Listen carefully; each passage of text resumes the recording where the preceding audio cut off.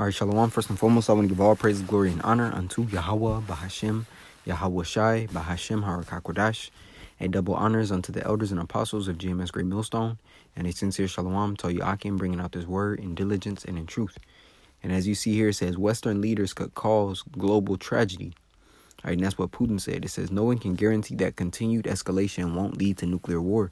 The Russian president has warned. Hey, well, we know that the scriptures say, and I'll start off in the book of Revelation 11.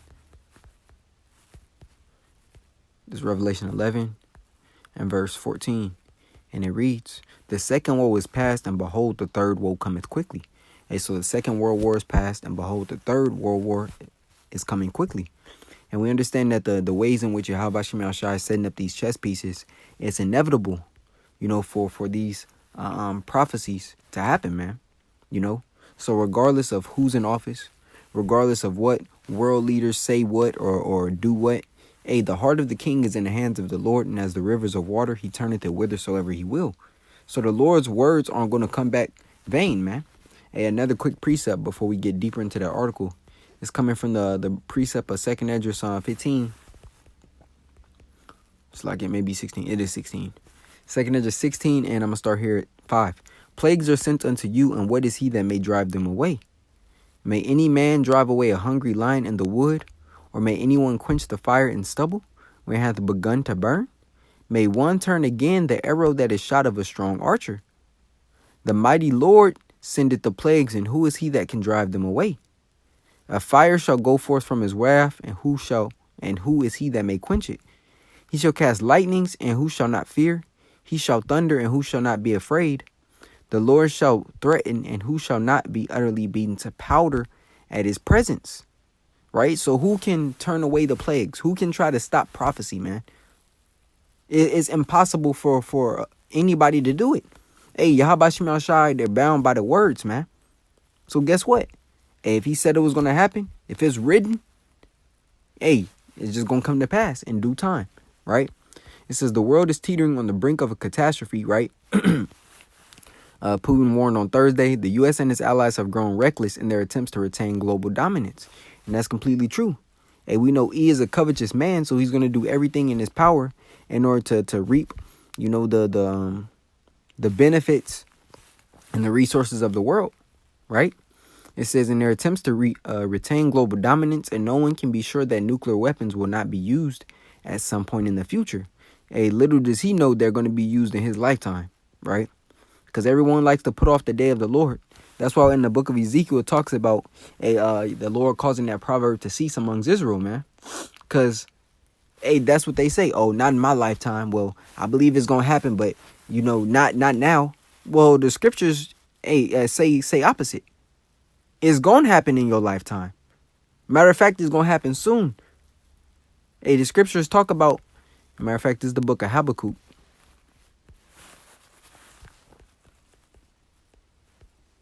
It's Habakkuk 2 and 3. For the vision is yet for an appointed time, but at the end it shall speak. Right now, and the prophecies are speaking.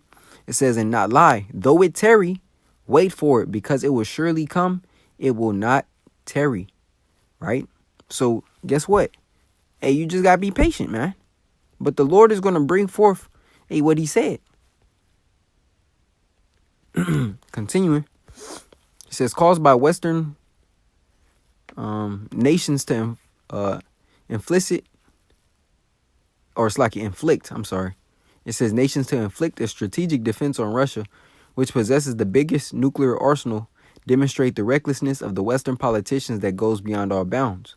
I'm gonna read that again. Caused by Western nations to inflict a strategic defeat on Russia, which possesses the biggest nuclear arsenal, demonstrate the recklessness of the Western politicians that goes beyond all bounds. So as the scripture says in the book of Isaiah 9, right? So Isaiah 96, and it reads, Isaiah 95, Salakia. For every battle of the warrior is with confused noise and garments rolled in blood, right? Speaking of the ancient fighting, it was done with what? Shields. It was done with swords, with the ancient bow and arrows, catapults, so forth and so on, horseback. But it says, for every battle of the warriors with confused noise, the sound of the swords and the shields clamming, the armor. It says, in garments rolled in blood, but this shall be with burning and fuel of fire. showing forth the technological advancement of the destruction that's going to happen in this day, right? The second death. Hey, the speaking of that nuclear fire, says Putin said, referring to the stance some Western leaders have taken on the conflict between Moscow and Kiev, in which the U.S. and its allies have actively supported Ukraine. Blind faith in their own impunity. What does that word mean? Impunity? Let's see. Impunity. Exemption from punishment or loss or escape from fines. That's a precept. Yeah, in one day. Widowhood. Yeah. This is Isaiah 47 and 8. Ooh, 7.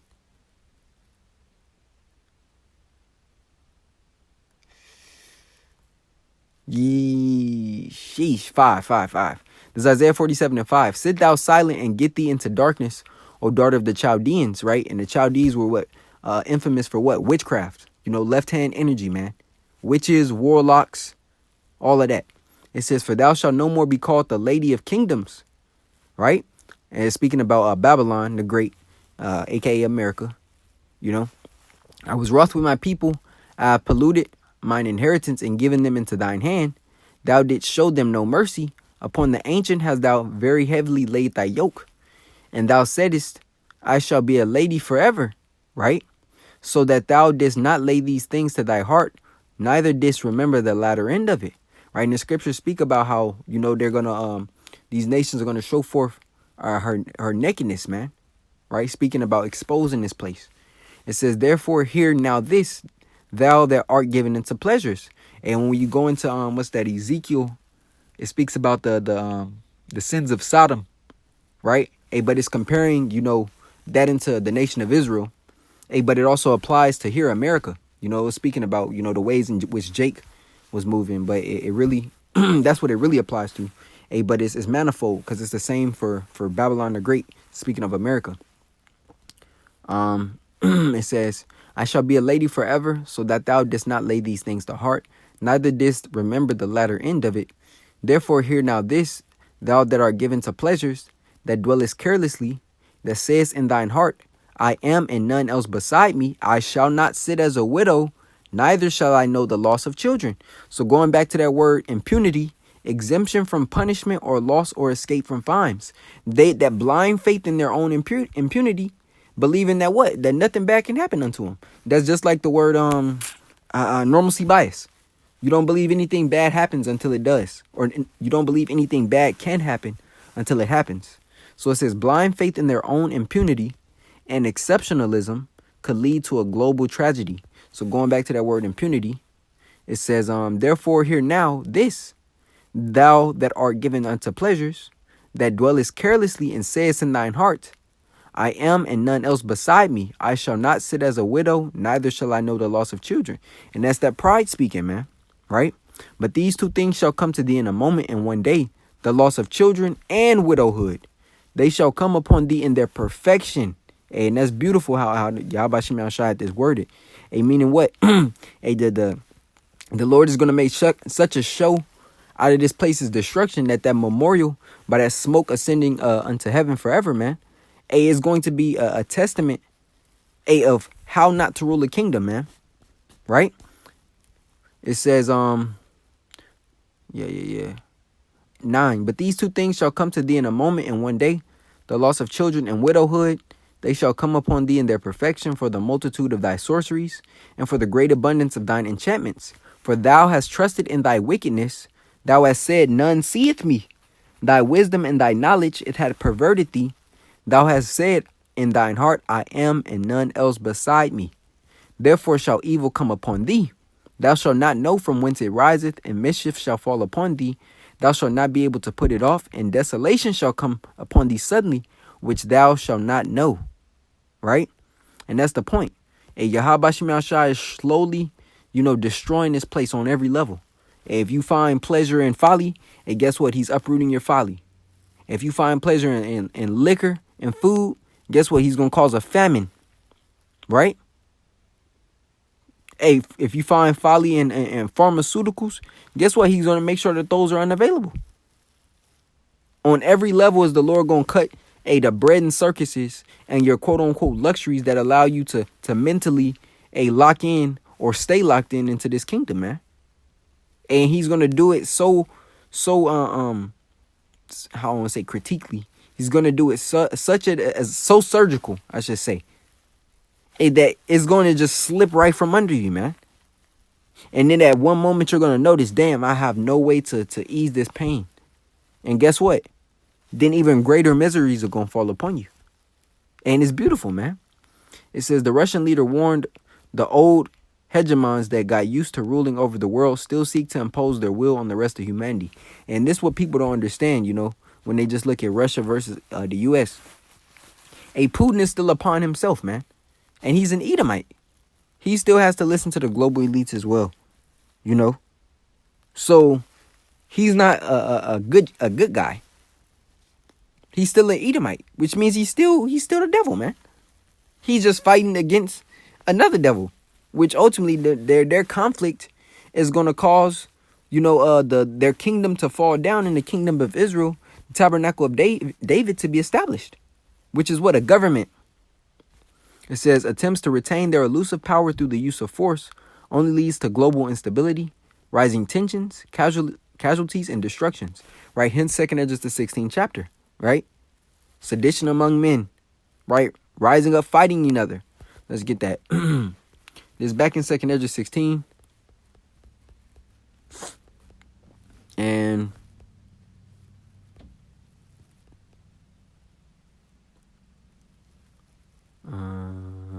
19. It reads, behold, famine and plague, tribulation and anguish are sent for scourges for amendment. But for all these things they shall not turn from their wickedness, nor be always mindful of the scourges. Behold, victuals shall be so good cheap upon earth, that they shall think themselves to be in good case. And even then shall evils grow upon the earth, sword, famine, and great confusion. For many of them that dwell upon the earth shall perish of famine, and the other that escape the hunger shall the sword destroy. Now I want to jump down.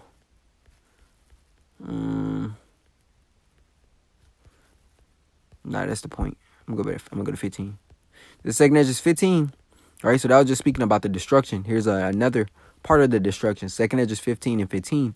For the sword in their destruction draweth nigh, and one people shall stand up and fight against another, and swords in their hands. So there goes that rise in tension, which is ultimately going to become global instability, because everybody in the world is going to feel it. It's not like Yahweh Shem Shai is just bringing plagues upon America. No. He's going to touch every part of the planet, man. And guess what? That's many casualties. That's a lot of destruction. That's a lot of judgment. It says humanity already possesses weapons that could ensure mutual destruction, right? And how do we know that? Well, the scripture speaks about the armory of the Lord. This Jeremiah 50 and 25. Yahweh Ba'ashem Shai hath opened his armory and hath brought forth the weapons of his indignation. For this is the work of the Lord power of hosts in the land of the Chaldeans. Right? Matter of fact, and this is 29, showing you, call together the archers against Babylon. The modern day arrow is your nuke, right? And these are the same instruments that the article was just speaking about. All ye that bend the bow camp against it round about. Let none thereof escape. Recompense her according to her work. According to all that she had done, do unto her. For she had been proud against Yahweh, against the Holy One of Israel. Right? Now, how do we know what these instruments are? When we go into the book of Isaiah, the 54th chapter, in the 16th verse, it reads, behold, I have created the smith that bloweth the coals in the fire, that bringeth forth an instrument for his work. I have created the waster to destroy. Right? The waster to destroy. Which are the thermonuclear missiles, man. Right? And you can go into the book of Joel, to read more up on them. You can go back to the book of Jeremiah, to read up on them. And there's many other precepts. Second Esdras, And these are precepts that are speaking of that mutual destruction, right? With the growing numbers of nuclear powers growing, showing you that's what it is, right? It says no one can guarantee that those weapons won't be used, because they definitely will. If it says if tensions grow exponentially, it really should say when tensions grow exponentially and all the moral and legal foundations of international relations are destroyed. And the scriptures speak about the evil thought right, in the book of Ezekiel. We go to Ezekiel 38:10. And it reads, Thus saith the Lord power Yahweh, it shall also come to pass that at that same time shall things come into thy mind, and thou shalt think an evil thought. And thou shalt say, I will go up to the land of unwalled villages. Speaking of this land here, this country, I will go to them that are at rest, that dwell safely, all of them dwelling without walls. That's without care. Going back to Jeremiah 50, right? And having neither bars nor gates, to take a spoil and to take a prey, to turn thine hand upon the desolate places that are now inhabited, and upon the people that are gathered out of the nations, which have gotten cattle and goods, that dwell in the midst of the land. So the scripture is speaking about what happening? That evil thought of them pressing the button, which is going to turn into a physical action, of them destroying Babylon the Great, man. It says, Putin then called on Western nations to accept their role as one of the key elements of a just multipolar world and abandon hegemonic stick aspirations, adding that a policy of force will not help them achieve the absolute power Western elites are seeking. Russia does not treat the West as its enemy and would be ready to cooperate once a genuinely equal and just international world order is built, right? And we understand, as the scriptures say, when they shall say peace and safety, then shall sudden destruction come upon them. So they want peace. But the Lord didn't come to bring peace. He came to bring war. This is the season of hate. This is the season of war, man. Thus saith the scriptures. So that's the point, just going through the article and breaking it down, precept by precept. Every line on here is very prophetic. So, Lord willing, this lesson was edifying unto the body. I want to give all praises, glory, and honor unto Yahweh, Bahashem, Yahweh Shai, Bahashem, Harakakwadash. Double honors unto the elders and apostles of GMS Great Millstone, and the sincere shalom to Yaki in bringing out this word in diligence and in truth. Shalom.